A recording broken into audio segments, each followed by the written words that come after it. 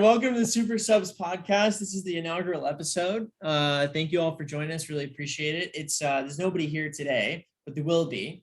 And just wanted to get a quick brief intro. This is our show. We're finally starting our soccer show. Thank you to Chris for helping us create and get the band back together for the show. The Supersubs podcast will be airing nightly at 8 a.m. Pacific time and 5 a.m. in Paris. So feel free to stream that directly.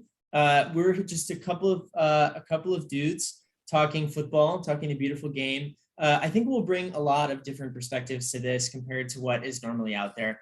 We all took a look at sort of the soccer podcasting landscape and thought, we don't know more, but we can do better. And so we're here to do that. And so my name's Colburn Trotter, even though Brian Fexel is on my Zoom screen. So there'll be two Brian Fexels here today. But why don't Chris, you introduce yourself first?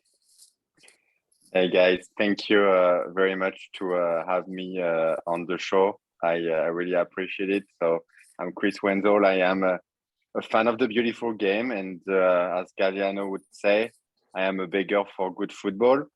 So that brings me to the number one thing about me is that every time I will say soccer on this show, I will autoban myself for 10 seconds. Even if I'm speaking, you guys feel free to go ahead and speak and take the mic, because I will autoban myself for saying that, because it's football, but not soccer that we'll be talking about on this podcast. I'm a fan of Paris Saint-Germain, and I do hold dear in my heart also the Reds. But I believe, as I mentioned, I love the game, and I do watch a lot of those games without any affiliation and enjoy them. So I'll be unbiased for the most part, besides for Paris Saint-Germain. Unless we're talking about anything French or PSG. Absolutely. Thank you. And I'm Brian Bechtel, former roommate of Colburn. We're bringing the West Coast Soccer Report back. But I guess minus the soccer, now that Chris is here, we're going to be a football podcast, which I'm willing to adopt. It is the world's game. And I'm going to have to get dialed back in here. We're going to have to shed some of the American sports, get refocused back on all the European action, and talk some football. Brian's been watching a lot. Brian has just, it's a very difficult sports calendar. We've had to really fit him in, Chris. Honestly, the biggest get that we'll get on this show is actually Brian to make some time for us. Yeah, this could be tough depending on the popularity, like in the fall. That's usually when I struggle to keep up. But the spring, I really round into form, and then into whatever summer competition there is. So I'm going to be, I'm back starting around now. Yeah, that's fine. In the fall, it's when a season can start to shape up and different on the league. There is probably, we already know probably the name of some of the champions, but you never know until the end, since it's a regular season kind of type of game for a European league at least. And with Champions League starting in spring, this is also a good time to be around. Yeah, it is. The season basically never ends. So there's always good things happening. So there's a lot for us to talk about, which is excellent.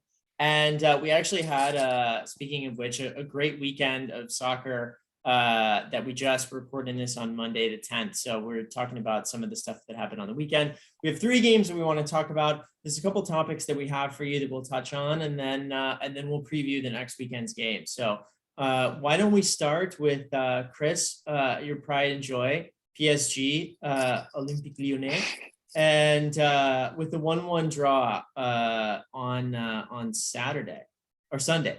And so, yes, why don't you take us through just a really quick recap of your thoughts from that game?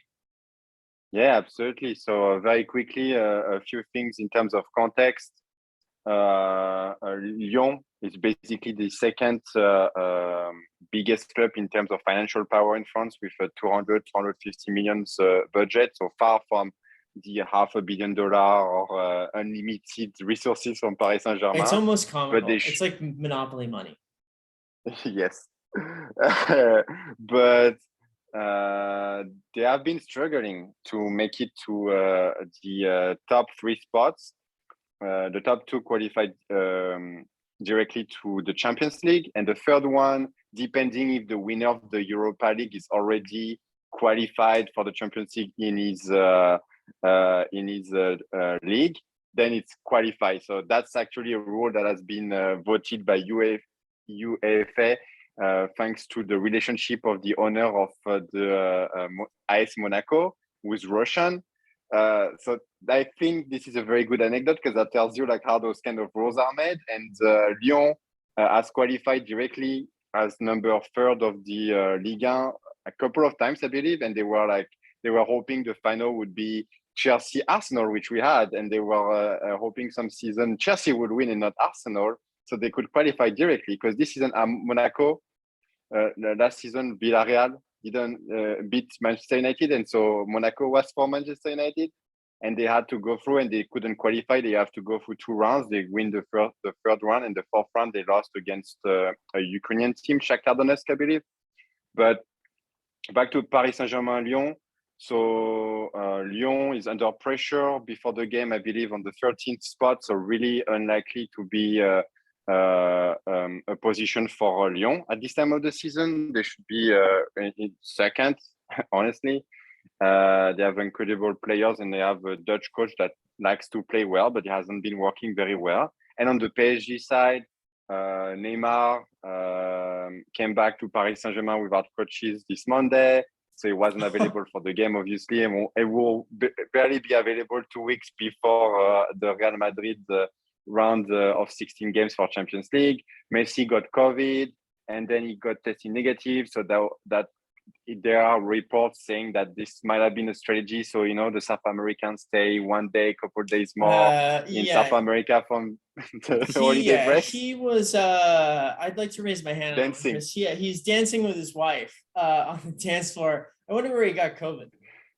Yeah, and the jokes I have around that, there are memes on Twitter, which are, oh, even on the dance floor, Messi is walking and not running. That was one thing Brian's a big Messi guy.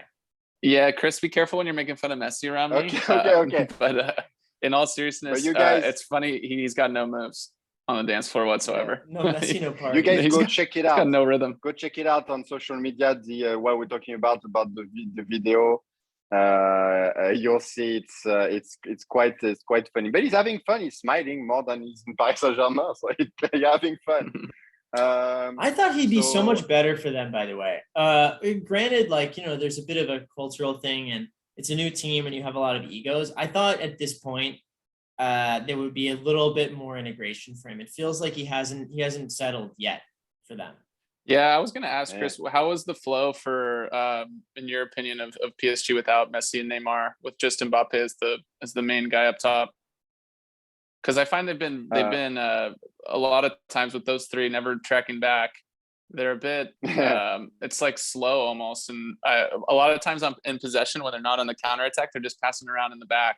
Did you think there was any noticeable difference in yesterday's game?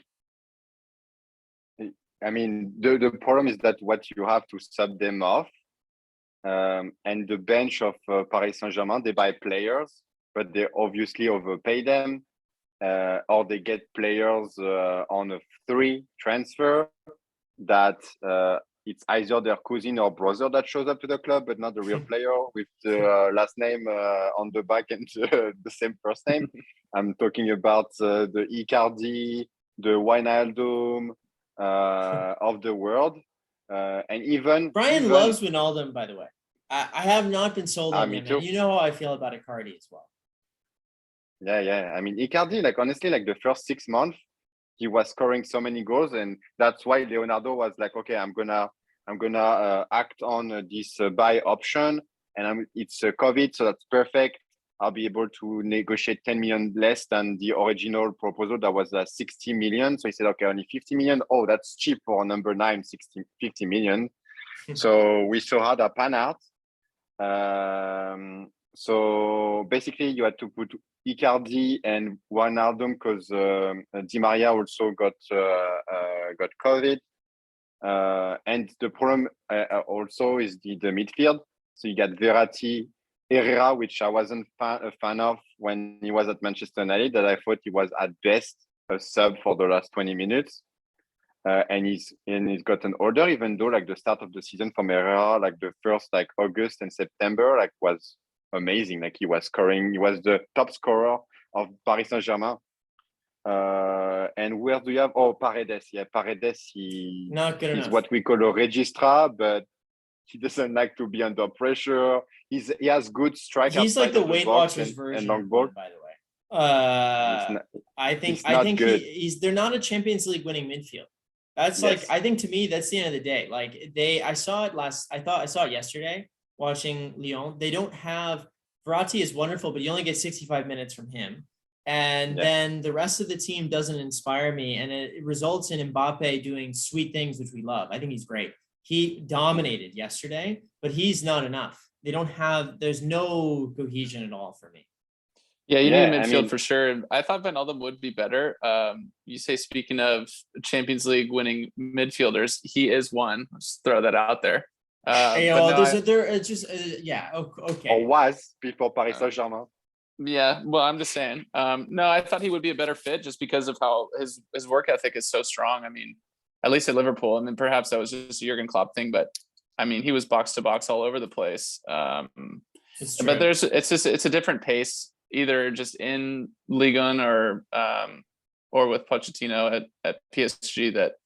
So to give you an maybe answer, it just doesn't to fit your his original playing style. question, the problem in Paris Saint-Germain, you have clans in the locker room, and it's heavy South American, so heavy Spanish, and I don't think he does speak Spanish, and he's probably like, I believe, the only one that is non-Latin, like the Herrera, the Verratti, the Navas, even the French or the French Senegalese. So that also brings up the AFCON. So we basically, the most solid midfield that we have, Idriss Gueye, is at the AFCON. Mhm.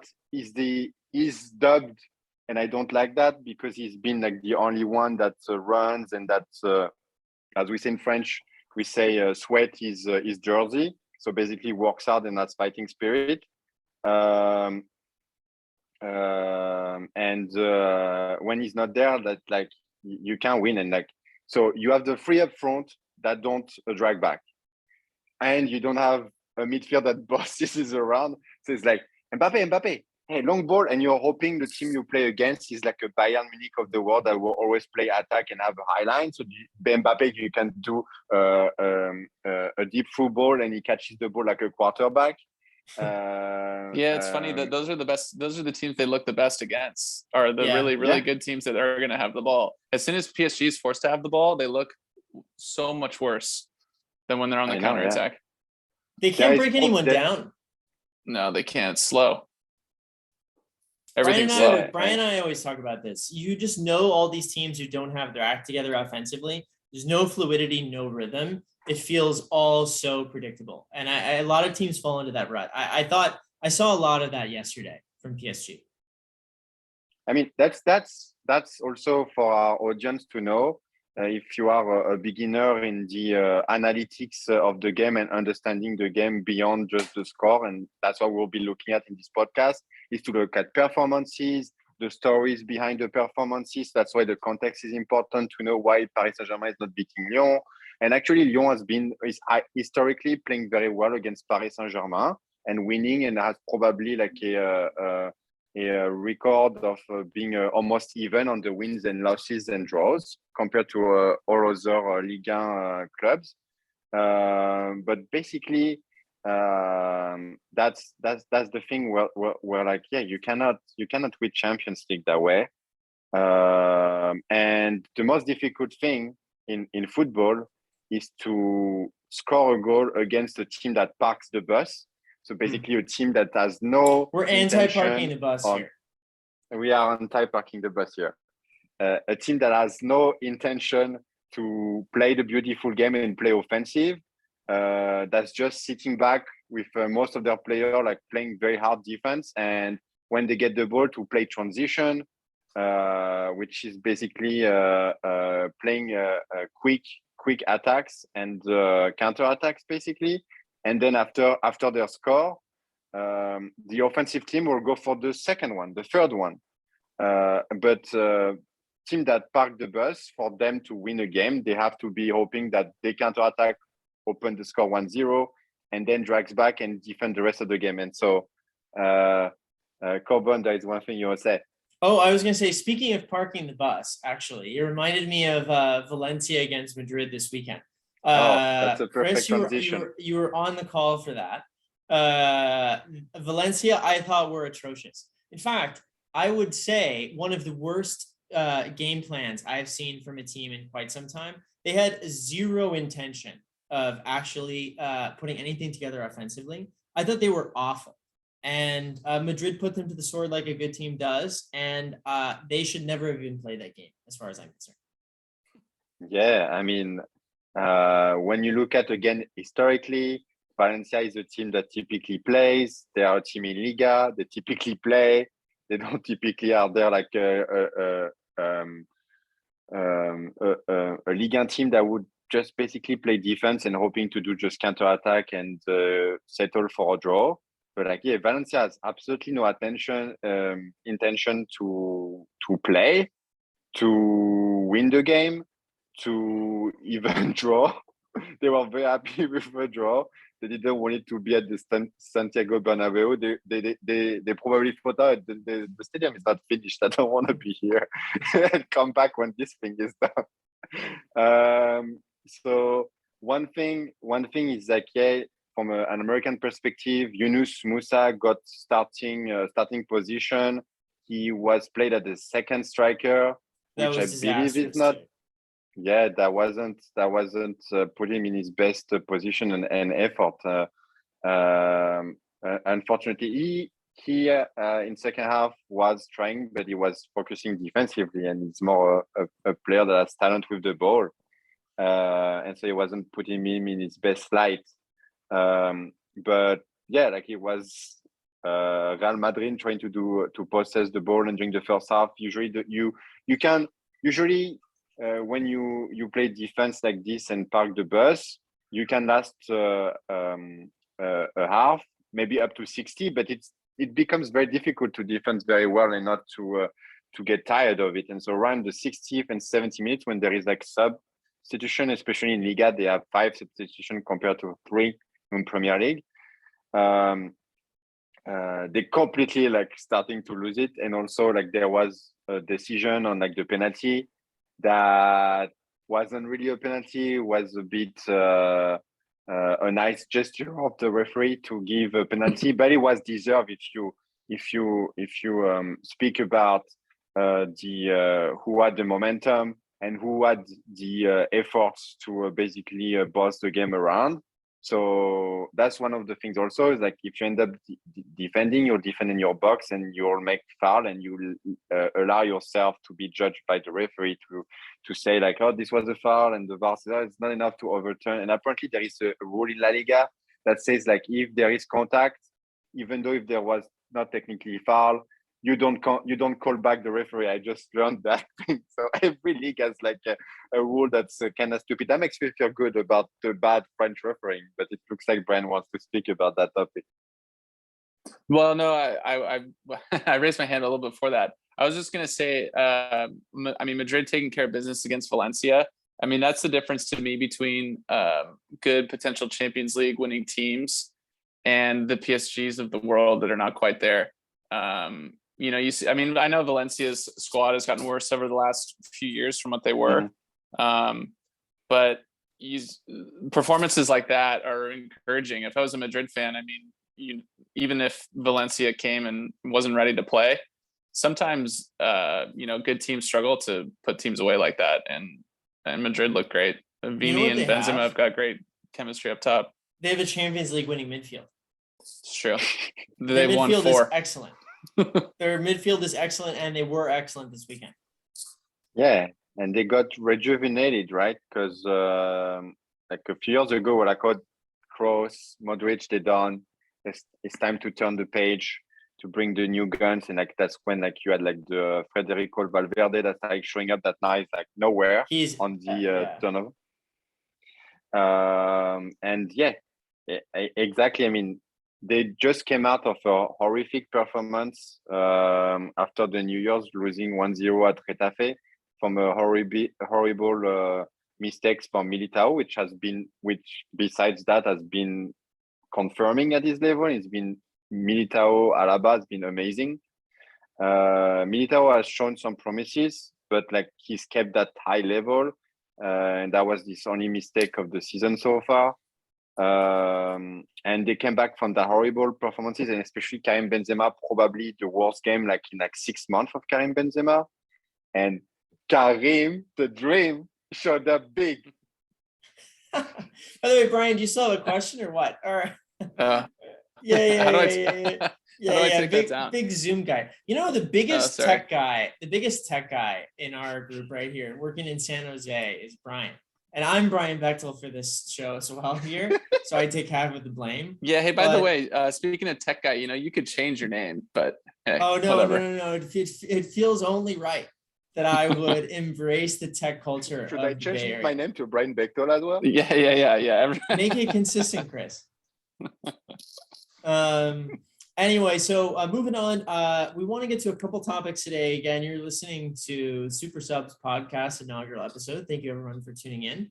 Want to talk about Juve Roma. That was the final big game of the night. I would say, having watched that game, there was an old saying that was used by an Athletic article that I think encapsulated the game very well, which was the more things change, the more they stay the same. And despite the fact that Roma had a 3-1 lead at the Olimpico, the home of Francesco Totti, the greatest player ever to play this game, they blew it. And Juventus came all the way back. And I think legitimately so. They came back, and I think a lot was made of some of the errors defensively, which are true. There were a couple of mistakes there on 2 of the goals for sure. But I thought Juventus just went out and won that game.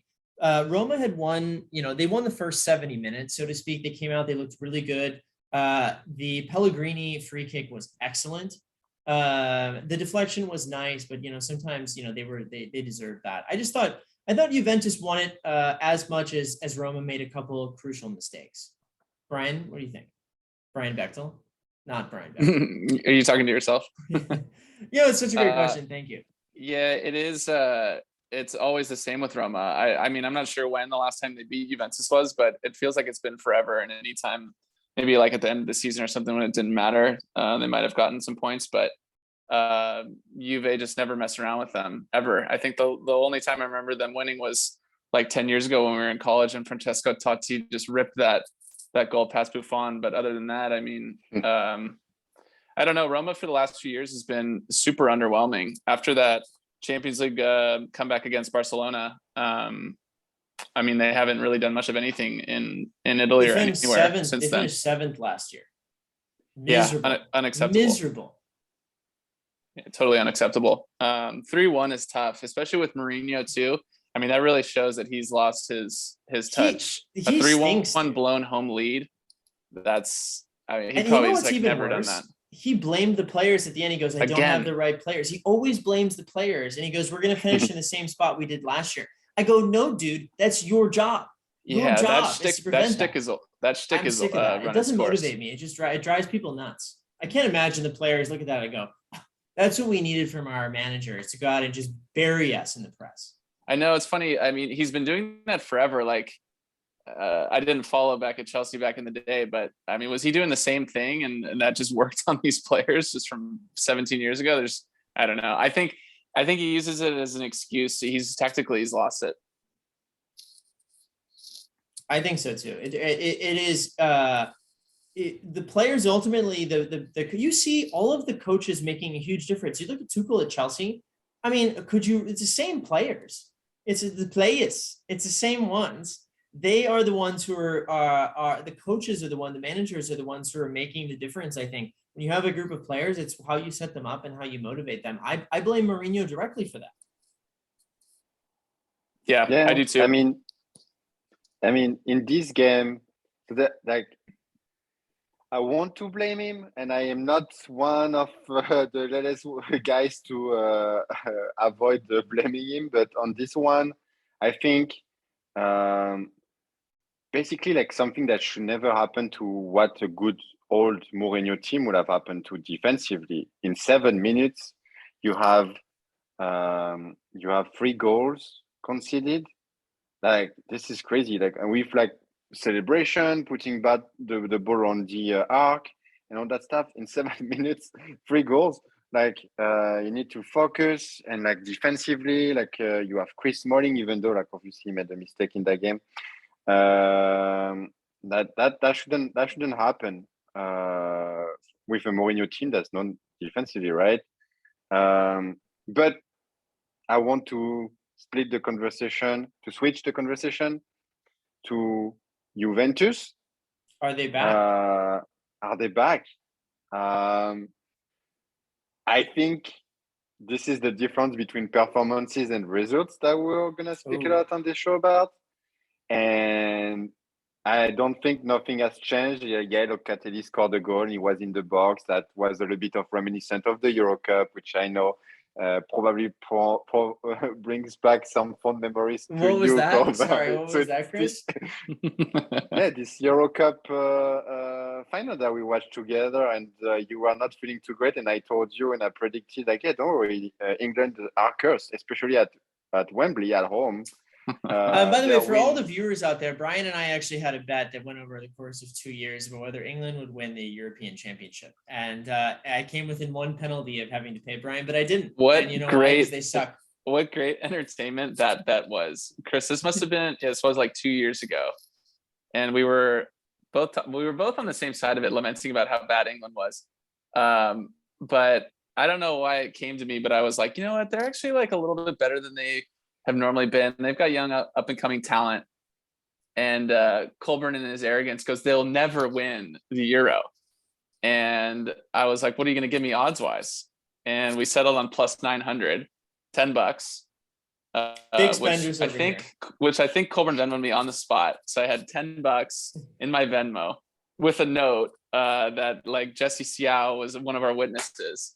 And so if England had won that shootout, he would have had to Venmo me $100, and his beloved Italians would have lost. The show would have been poetic canceled. Justice would have been big. The show would have been canceled right then and there. Actually, I would never show my face in public again after that. That would have been disastrous for me. But Chris was there, and they didn't, because England stink, which is nice. And sorry to my dad.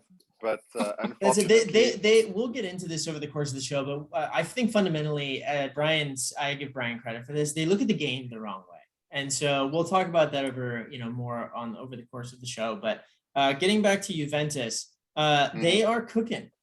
Since they lost to Atalanta over Thanksgiving break here in the United States. For those who are on Paris time, it's an American holiday at the end of November. They haven't lost. They have been cleaning up appropriate competition, and they drew Napoli, which I thought was a good draw. And then now this win over Roma on the road, I thought it was excellent. Yeah, but again, in terms of play, sorry, Brian, I'll just get this one out very quickly, and then I'll give up the mic. But Allegri being Allegri, I think it's not modern football, and it hasn't really changed, and he's relying a lot on a player that we'll talk about next, Federico Chiesa. Unfortunately, will be out for the remainder of the season. Weston McKennie, from an American perspective, not worthy. He played very well. I hear in American news that they compare it to the up-and-coming N'Golo Kanté. Sorry. Chris, careful, Chris. Careful, Chris. Jeez. Oh my God. He's great. He's great. No, honestly, like, he's much better than when I saw him at Schalke 04. And when I saw him play at like the final of the CONCACAF Nations League, even though he was playing well in the qualifiers, and you can see when he plays with the US national men's team, like, yeah, when he's on the pitch, he's making a big difference. But like, in terms of real competition, it's Champions League and like real like Serie A against those kind of game, and like the ball that he's doing box to box, and like it's like the 80th minute or something, so he's still there at the time. So he has a lot of stamina, And yes, he runs a lot, and yes, he's technical and physical, but I think he's still like one or two level. Yes, he's an up and coming and better than I expected, and I'm very pleasantly surprised by him. But he's not. He's definitely the best midfielder Roma has, and I would have thought this would have been Locatelli, honestly, which it maybe takes some time to adapt to a team like Juventus, and obviously Antoine Rabiot, who has like a starting spot on the French national team, regardless of he plays well or not, or even plays, because the coach Didier Deschamps learned everything at Juventus Turin from Marcelo Lippi. When he was a player, he was he was the captain, obviously, because he was the leader. He was not very good technically. He was more of your water carrier, as we say. Like that's what N'Golo Kante was only, and this is good. You know, you have to be good at what you are. But actually, N'Golo Kante is capable of dribbling, passing the ball. Striking is a different story, but like making key plays and creating big chances where Deschamps wasn't. And when he was a player, he was taking coffees with Marcelo Lippi, who was the best coach at the time. Like, so how do you manage a team and egos and blah blah blah? And that's why now it's like, yeah. The group is more important than egos. And when you talk to the media, in French, we call with a wooden tongue. So that means when you speak and you say nothing. Like water is wet. So basically in terms of Juventus, the midfield, a bit like Paris Saint-Germain, I think they are slightly in a better spot because they have one key player, Weston McKennie, that's better than Idriss Gueye for sure. But like Locatelli, and they play with Quadrado and another guy that rotates, Bernardeschi sometime, or Bernardeschi plays a little bit higher on the pitch. Like it's gonna be tough for them. They might have to get a player, and they were probably not planning on for this transfer window. But Brian wanted to say something. Yeah, I was just gonna say, it is great. Weston McKennie playing for Juventus is terrific for us as American fans for sure. Shades of Michael Bradley. But it's a bad sign for Juventus if he's going to be there, if he's their best midfielder. I tend to agree with Chris that maybe they're getting the results, but Juventus is just even. I don't think Roma is all that special. Being down 3-1 to them is not a very good sign to me. Great spirited comeback, of course, but they should be brushing away Roma if they were in good form, even at the Olimpico. The Chiesa di Totti. Yeah, speaking of Chiesa, we have to talk about one of the big losses for Juventus and one of the biggest losses for me personally. I was a big fan of the Italian national team. Watching the Euros last year with Chris specifically, the only one doing anything on offense, besides Insigne's one trick finesse shot, which is the RB circle on FIFA. We're gonna see the MLS now. Yeah, MLS. Yes, can't wait for that. He's loved Toronto FC since he was a kid. This is a dream come true for him. So, but Chiesa tore his ACL in the game against Roma this weekend, and he'll be out. Most importantly for the Italian national team. You're in trouble for that. I'm in huge trouble here. Do you know those emojis where you start to cry, where just like the tears are coming out of you? It's like those face filters on Snapchat. That's me. It's gloom and doom because Italy can't score. They don't have any depth, and Mancini doesn't play a different style. So you basically have to replace Chiesa with somebody else. North Macedonia should be fine, but potentially with that Portugal matchup looming in Portugal, I mean, we're dead here. Is there any way that I should feel good about what's about to happen in March? I don't know about Ryan, feel good. Go for it. No, I don't feel good at all. In fact, I think Chiesa was the lost. one. No, you've got one beacon of hope probably coming back in Leonardo Spinazzola. Yes, he better come back. Hopefully he can play. Hopefully he can play up top, play a wing.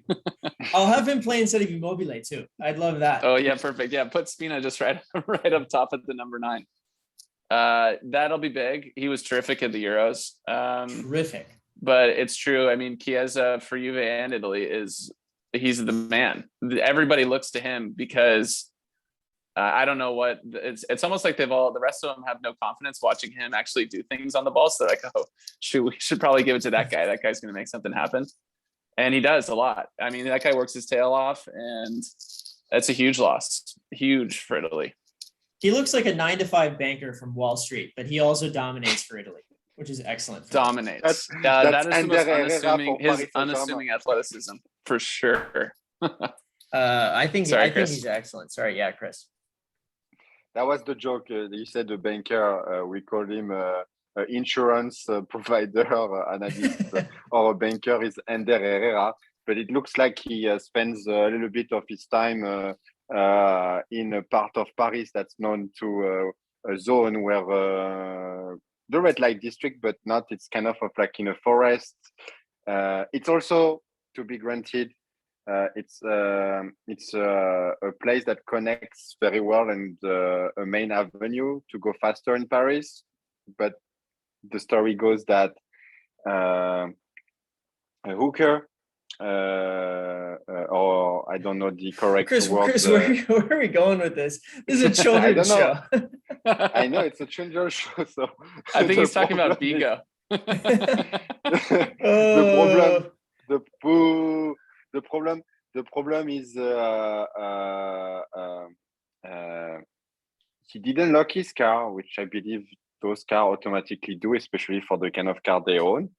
And someone came on in his car and stole his phone and wallet, and he went filed a complaint at the police station. So, and since then he hasn't played well.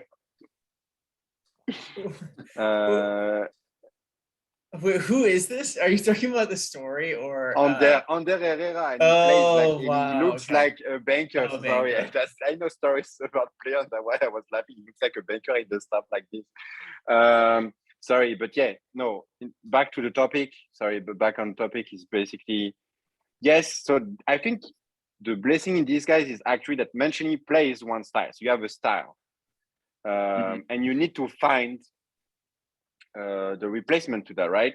And so that could be theoretically that could be Moise Skin, right? But he doesn't play, and apparently I thought he was not good, by the way, against Roma. Yes, I did not think he played well. Who is this? And also, Keane. Oh, it's your boy, Keane. I know, I like him too. He did not play well yesterday.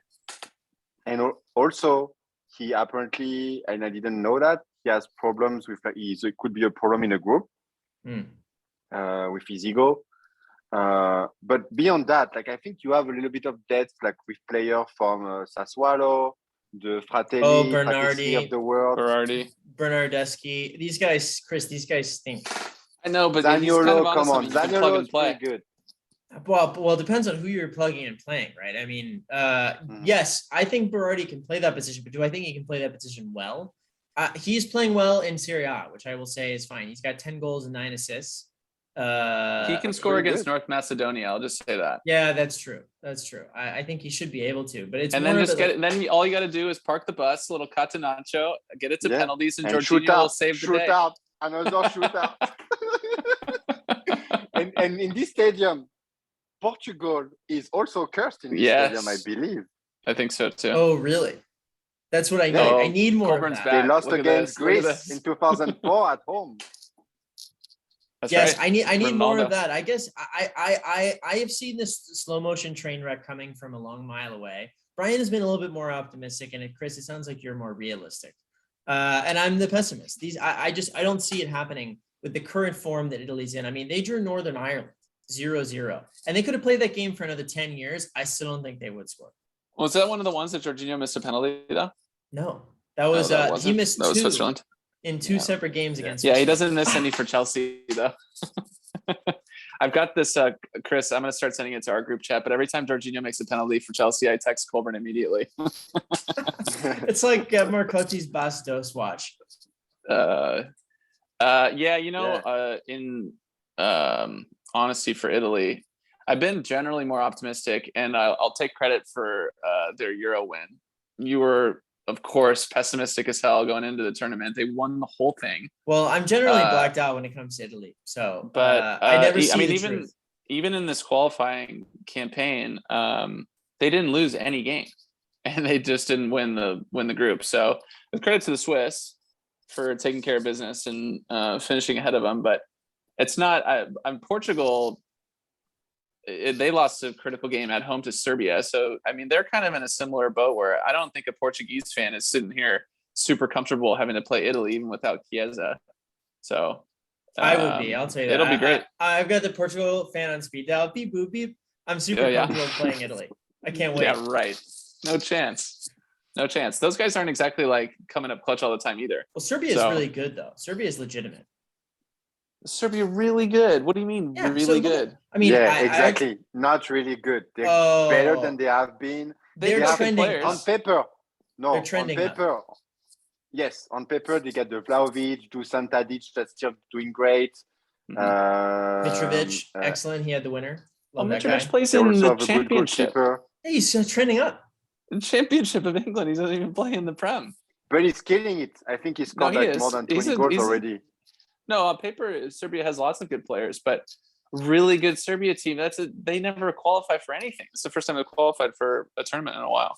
Yeah, since 2010, I think. So. Yeah, I mean, I think it's a question of momentum between those two teams and who will show up big.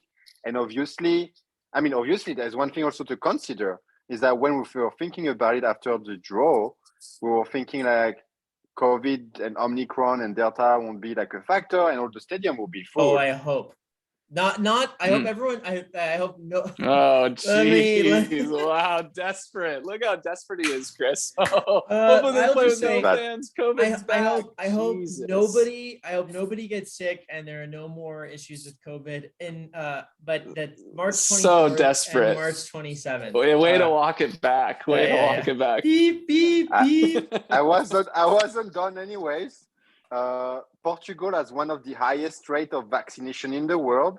And also they because they are somewhat a smaller country, they haven't been as affected as other countries and have been pretty good for most of the part.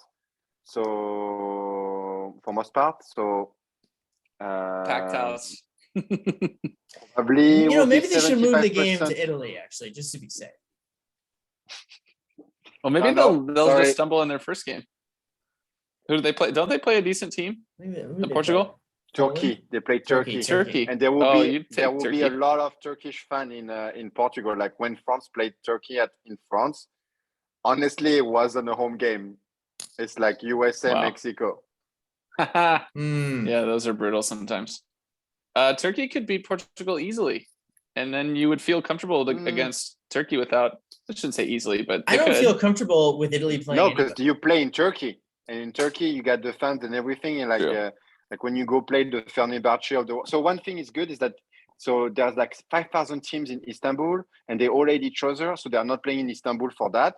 So they have to play like in a random stadium in the continental part, like in Ankara. And the atmosphere is not as hot as it could be in Istanbul, so that brings the level a little bit down. But it's still like you can't hear like Mancini can say like, "Hey, you go over there," blah blah. You can't hear anything. You can you just hear like boo boo.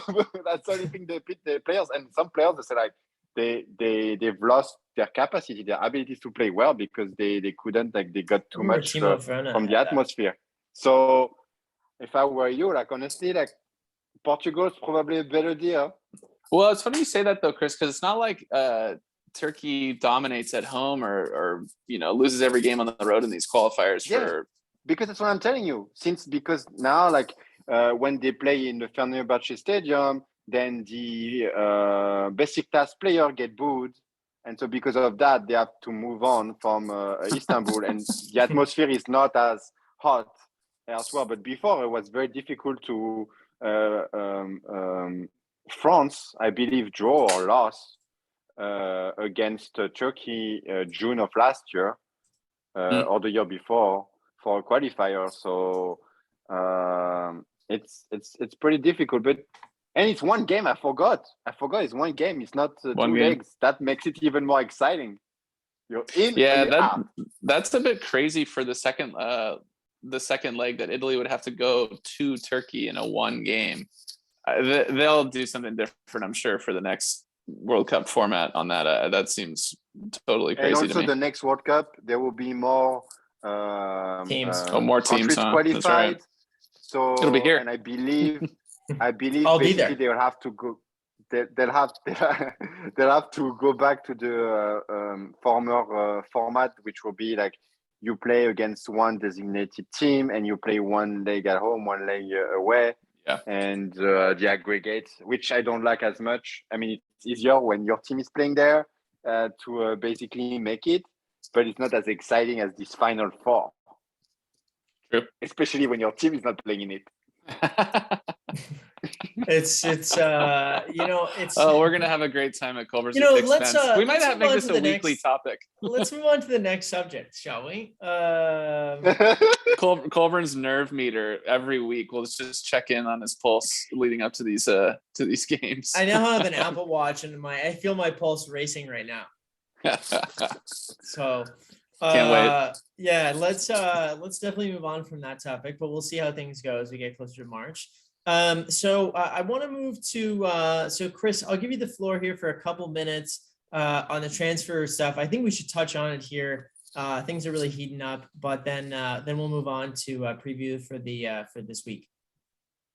Yeah, absolutely. So transfer market. So basically the 10th of January, and the only transfer Newcastle has done so far is Kieran Trippier. Brian's guy. So that's I would say is a good first player to get. That gives you maybe hopefully the vibe they're going for, which are players that have a little bit of experience. Swashbuckling. Yeah, are you listening, And- Colburn? Yeah, Trippier, solid signing. Brian thinks he's a lot better than he is, in my opinion. He was. He a little lost older a little bit of steam, and it's very Yeah. difficult, even though English players are adapting a little bit better in this globalized world to play abroad, and more ones that are going to play for Jose Mourinho, sorry, I don't know if it's Jose, in Serie A. But for Trippier, I think he adapted well, and then he got caught with like this betting wagering thing, and then the fans didn't like him anymore, so he kind of has fallen out of love with the fans and everything. And going back closer to home is always good.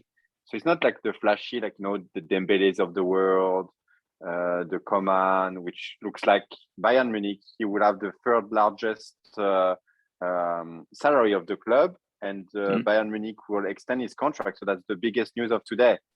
With Umtiti, that has agreed to extend. I repeat, that has agreed to extend his contract for another couple of years at a lower rate, but agreed to extend his contract. Wow.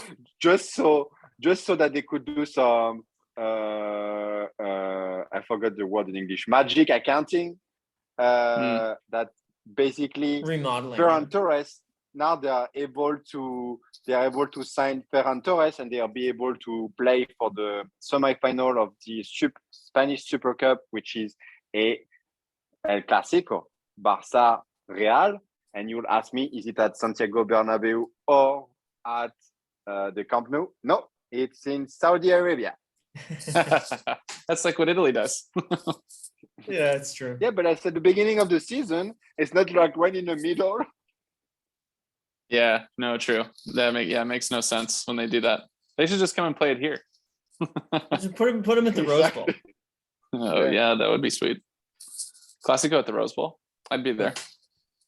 You would be there, especially if the Giants are playing. This is the same kind of thing though. Barcelona signing Ferran Torres. Like, I can't think of a player that they don't need more than a winger. I don't know. I just these big clubs, when they get into these ruts and then they repeat similar mistakes. It makes no sense. All we've been doing is talking about midfields, and Barcelona needs another midfielder, and they signed Ferran Torres. I don't get it. You know what, Chris? Brian said something really profound a couple of years ago, and we repeat it all the time, which is bad organizations make bad decisions, and I think nothing encapsulates the wisdom. You could write a book. Nothing encapsulates the wisdom of that more than my Barcelona. philosophy. It's a bit of an Occam's razor. This is very straight to the point. But it is true. Yeah. They do. I mean, when you think about it, God, why did they do this? And it's because they're bad. And when you're bad, you've done bad things. Barcelona is just riddled with mistakes lately. Yeah, they can't keep their accounting books clean. They don't know what I wonder what they're doing over there consistently. They don't have a clue. At least they have La Masia, but that's about all they got going. That's what I was gonna say. And actually, when you look at it, historically speaking, the first time it happened, it was basically the same story, that they were like bankrupt because of the financial crisis, and they're like, well, we won't be able to spend as much on transfer markets, so we're gonna have to use our academy, unfortunately. Oh, let's see, who do we have? Oh, those two midfielders, like Xavi, Iniesta. I don't think like Iniesta comes from the Masia. I think he was like brought over, not like from like the 13 years old, but like 17 and all that stuff. And so technically he qualifies, even though technically it's not La Masia. And like, okay, we'll give them a chance. Oh yeah, pretty good. Messi, PK, Lionel, yeah. I mean, they could. That is their saving grace. I mean, they still, with what they get forced into it. Yeah, it's true. They've gotten forced. You could argue they've never changed, guys, and they have a lot of good guys coming through. No, they don't. They go through these like Barcelona at its peak is the most beautiful team to watch, I think, and they've had like multiple spells of that. But then in between, it's pretty bad, disaster. Yeah, and that leads us to the last transfer topic, which is Coutinho at Aston Villa.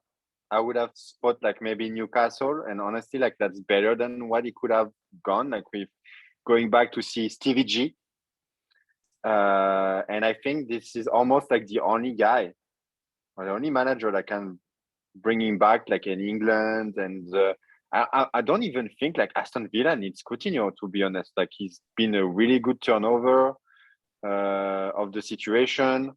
It's going well with the Oli Watkins of the world, and like put some confidence back in that team. And it was fireman missions and avoid relegation, and it's turning back to like we'll probably finish like 8th or 9th. So like honestly, like that I don't understand. I mean, yes, they're gonna make them stronger if he can turn him around. But honestly, like that's one thing like I don't really understand it, to be honest. So we'll be watching Aston Villa a little bit more carefully going forward. Yeah, I tend to agree. I'm trying to think of who their other wingers are. I know they signed Leon Bailey, but he's not showing up big. Yeah, so I don't know. Maybe he'll push him, but but that's the problem. Like Coutinho cannot play on the wing. That was the main problem at Barcelona. They thought he was a winger, and he could have played in his younger years at Inter or Liverpool. But now he's like an axe. He's more like of a second striker, false nine, right. Or more 10 than false 9 actually, and or like not a box to box, but like a Kevin De Bruyne kind of. So, but more like playing centrally, like he can't run past the defender anymore. Colburn, yeah. Coutinho, your boy. I liked him better at Liverpool, but I thought the system was better, and I thought the system was lousy at Barcelona. So he's a good player. I think he's been a consistent player throughout, but if the system works for him, he'll play well. And I think that is what we'll see there, right? I mean, it's the Premier League, they're not as, tight defensively. I think they play a lot more of a swashbuckling style as a league. And I think that's better for him, actually, because I think he is a more creative player. And if they give him the freedom to do it, he might be good. But I've lost faith in him since the Barcelona move. So he'll have to re-earn that for me. He's going to have to relearn the Insigne cut inside and finesse shot. Far side. Well, he can start playing more FIFA. He starts playing more FIFA, he'll get that immediately. He's played plenty of FIFA. Don't worry about that. Yeah, on the bench. And so, yeah, we'll see. Hey, real quick, back to Newcastle. So if they're only going to do Trippier, what do we think about their rebuild going forward now that they're going to have oodles of money? Are they going to be more of like a Man City kind of slow, deliberate, really thoughtful squad building, or are they just going to spend money randomly on Like whoever they can PSG? get? Perhaps. I knew you were gonna say that. I cannot let you say something like this. No, I'm joking. Unfortunately, it's Paris Saint-Germain is more of a marketing project at first, and a For soft the power country, yeah. Of Qatar. project. Yeah. And then, if the outcome can be like we win the Champions League before Manchester City does, then that would be great. But we're making money, we're selling jerseys, we don't even have to discount them for the holidays anymore, since we have Messi now that sells them. In French we say like petit pain, like small hot bread. But they're not gonna just do Trippier. I hope for them, otherwise it's not gonna work. They're gonna need a center back, they're gonna need a striker, they are gonna need a midfield, box to Can box. they do that so they in need at this least 3 more. winter? Can they do that in this winter transfer period, or is it's almost over, right? Umtiti, they can, no, there's no limits. They can do whatever they want. Umtiti would be great. Apparently, Griezmann on Twitter, I saw, he said Umtiti has been in shape for one last year, and he's been put on the bench because of his. Even though the couple of times I've seen him play, it's been bad, but the guy needs to build confidence, right? I don't think Newcastle is a great place to build confidence. So that's why, hence, this might not be a good move. And apparently he has high expectation. He wants a team that plays Champions League. And so technically a Portugal team could fit, but no, in the top 5 league. So Lille could work. No, not good enough. That's a bad mindset. I don't like any of that.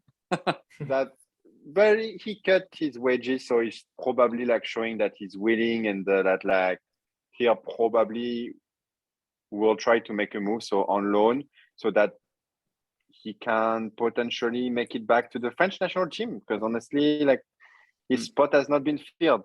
With Lucas Hernandez playing at that place, Kimpembe also not being as great as what he did during this World Cup. So I'm not hearing as many rumors. I mean, I hear everyone that's on the market, Vlahovic, but he's not going there. When Trippier came out, I was like, okay, this could happen. Aubameyang, for example, is on the naughty steps, but does Aubameyang wants to go there? That's the same thing. That's gonna be the same story all over. It's when you have a good player, it's gonna be do they want to do a relegation battle? I don't think so. So they're gonna. That's why the Trippier was perfect. He wanted to go back. He's still good, but he's not Trent Alexander-Arnold. He's not. He's Walker. Blue collar though. They're gonna need that for relegation that's what battle. they need. Because they're in last right now, aren't they? Aren't they bottom of the table? I think they're second last. Norwich is last. Norwich has been last. Norwich is always last. Every time they make it up, they're just immediately back in last. I believe Burnley has 2 games in hand, and also I need to check about Alan Saint-Maximin, which is one of their key players, because he got injured during the holidays against Man U. So for me, that would be the main thing to see. And in terms of who they can maybe get some players from the Championship League, like the Mitrovic of the world, even though he does like London and he does like his Fulham team. There is tough sell to get him up to Newcastle. Yeah, from London. The second top scorer of Championship with Ben Brereton, and he has he's actually Chilean, 22 years old. Maybe that could work. Those kind of stuff, because it will be difficult to get someone from the Premier League from a team that's higher. You'll have to get someone that's been good and has been on the bench, and that has not been happy. So that would be the thought. So I think for this market, they won't be able to attract as many. So it's save you from the relegation, and then for the summer window, they're gonna basically do a Paris Saint-Germain. holiday shopping spree.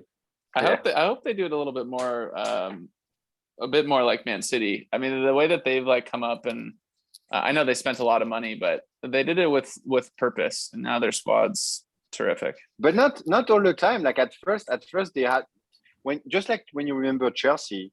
At first, Chelsea they had to overpay everyone, like the Mattia Kezman, all those other players, to attract them to the project. And then they starting showing up in Champions League and all that stuff, and then that helps with the convincing, right?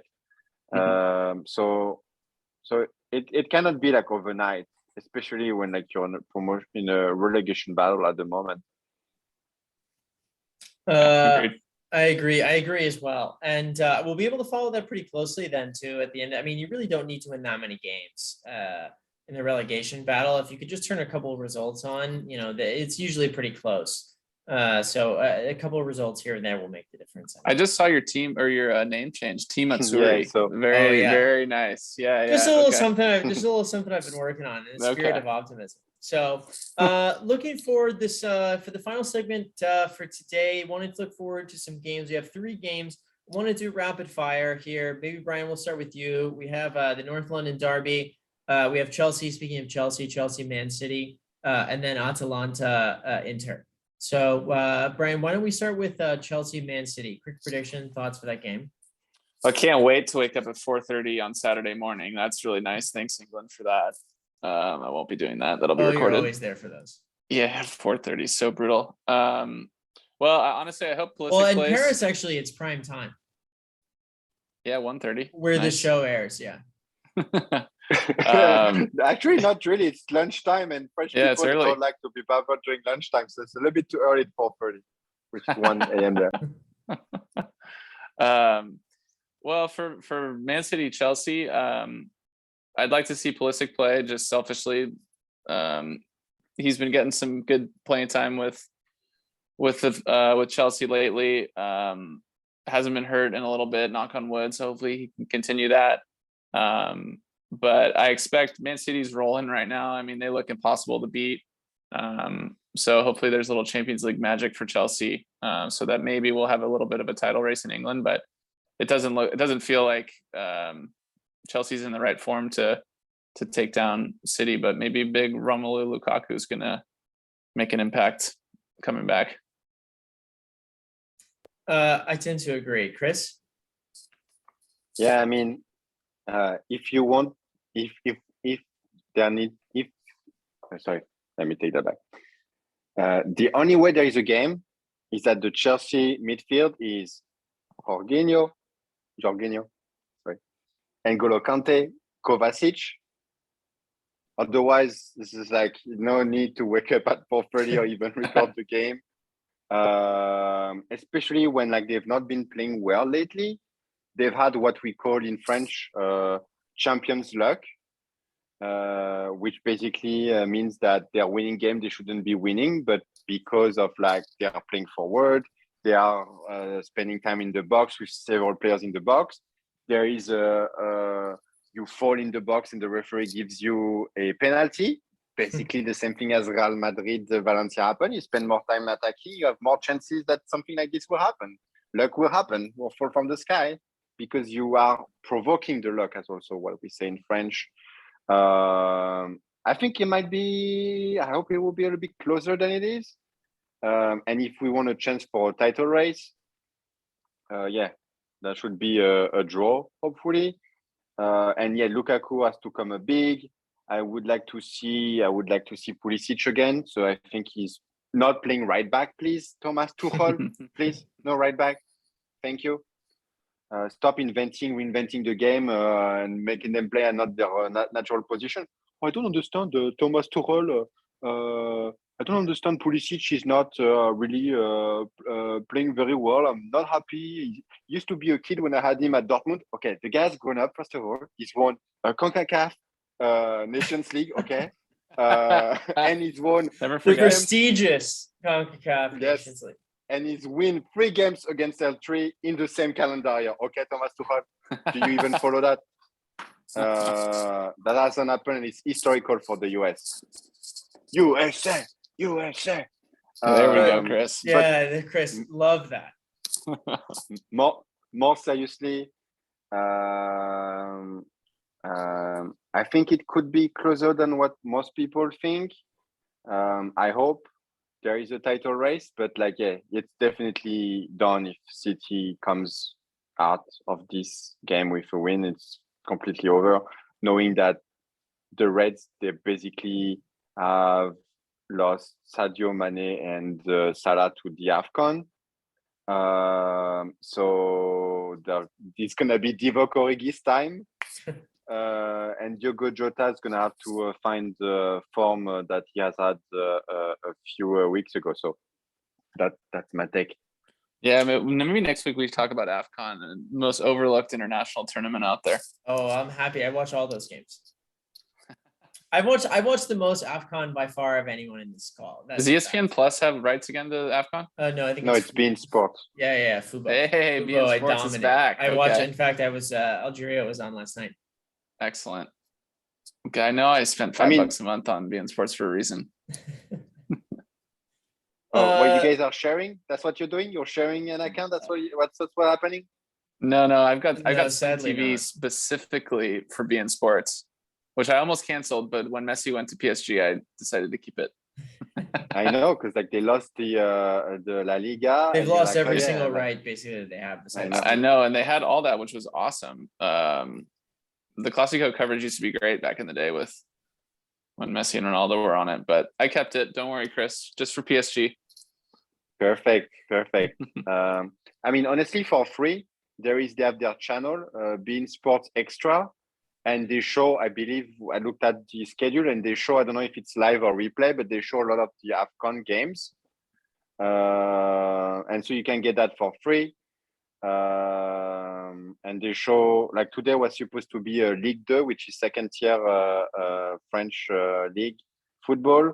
Brian was tuning in for that for sure. That's really deep. Between Giants and Warriors games, Brian was there.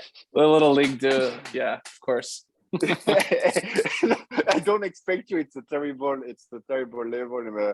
Even if Toulouse, they have done like basically Project Brentford, where like there is no French player on the team. It's like there is actually the striker is a 26-year-old from the championship. Actually, there is a Norwegian guy. There is a Swedish guy. Like it's like a multicultural team, and it's working. They are dominating that Ligue 2, but this is great because like there is not that many French immigrants in the US, and especially the French immigrants, they might not technically be into sports, and so they're like, yeah, I'm putting this content for free because no one watches anyways. That's their strategy, and I am here. I'm watching because I love that stuff. That's prime time for me. You're one of the few, Chris. Yeah, I was gonna say back to the other two games.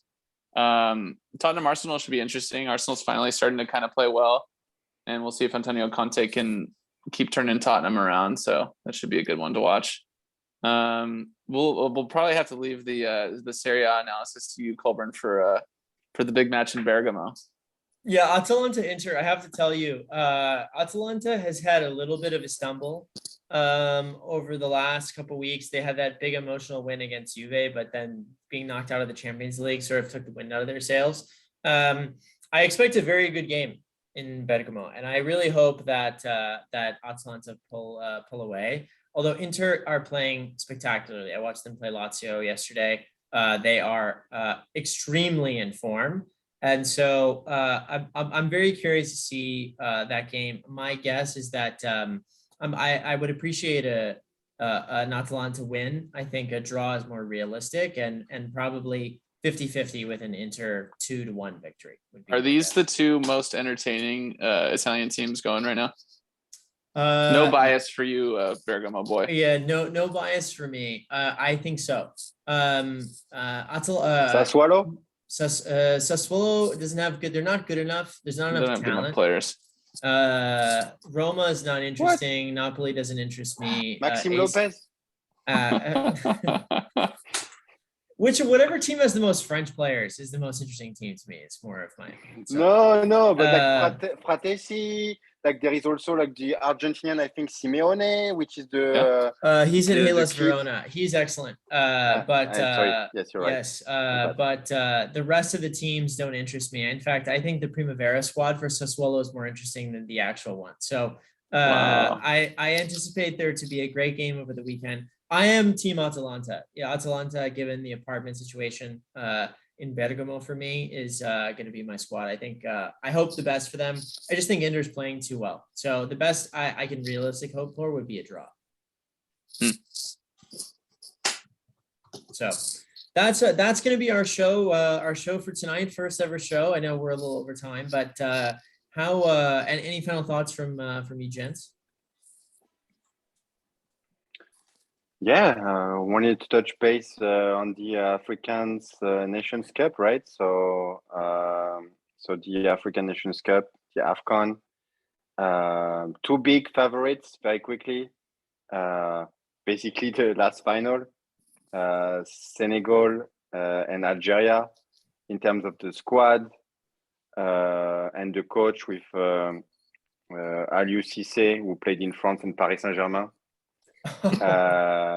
Jamel Belmadi that played in France Brian, and Manchester actually, you know what I City. have to say? Brian Just and I are toss probably that going in to there. Brian and I are going to start keeping a tally. I'm probably going to do something like this every time I hear a PSG reference. I'm just going to add a little. Or well, it could get pretty extensive if we add it to French references too. Anytime we're talking about other teams or other countries, but a French reference is made, we might have to start a tally. So, but on all seriousness, the squad of Senegal is technically slightly superior, arguably, to Algeria, but their coach, Jamel Belmadi, is technically slightly, arguably, better than Aliou Cissé, Aliou Cissé is more of a builder, but then when you reach a certain level, he has shown a little bit of difficulties to reach the win. And you know, you have Mahrez in Algeria, and not just Mahrez, you know, like the Adam Unas that don't play necessarily for Napoli, has been on loan and they don't play well, like he was in Nice. Algeria and he has some didn't good show up. players, very secretly. Yeah, they play well as a team together, I would also say. But Senegal has like the vertebral. I forgot how we said the vertebra. Basically, from Edouard Mendy, arguably one of the best goalkeeper in the world. Their backup is the goalkeeper of Stade Rennais. They have Kalidou Koulibaly, Idrissa They Gueye are the best from team. They're the Paris best. Saint-Germain. They're the best. They're the. Wait. There we go. Get the time. Boom, and we're off.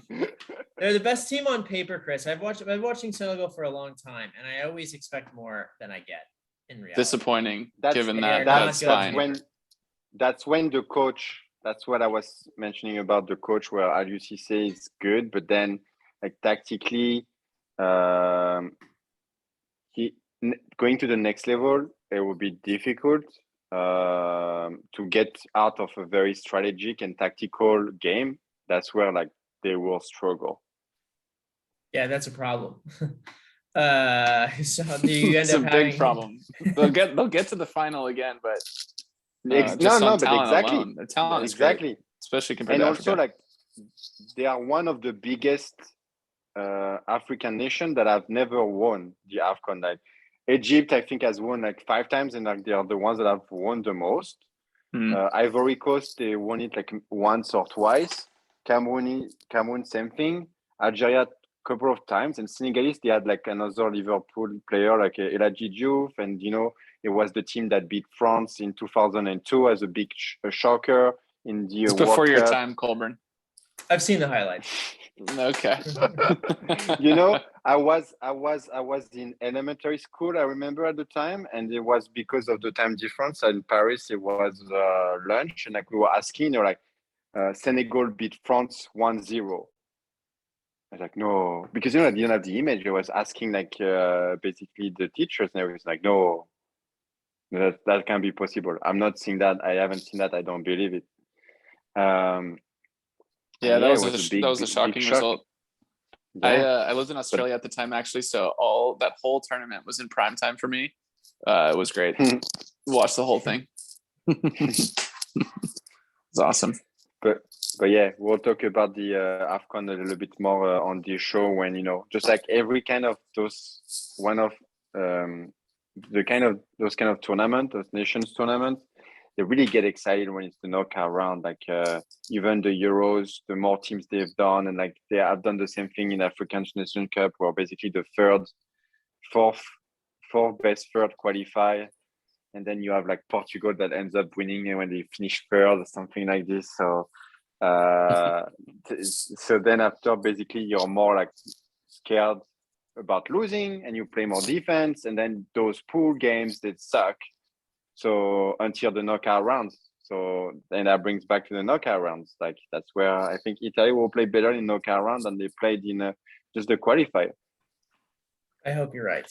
As a representative from Team Azzurri, I hope we talk about this again as we get closer. So well, that's the encouragement you needed right before bed, Colburn. Yeah. Well, it's actually about 5 a.m. in Paris, so I'm getting ready to start my day. So anyway, that's all the time that we've got for our show. Chris, Brian, thanks for joining. This is the three amigos here for the Supersubs podcast. We'll be back next Monday to talk more soccer. Submit your questions. We'll be doing this hopefully live on a platform soon, but for now we're here. And thanks everyone for tuning in. All right, take care. Right on. Ciao, ciao.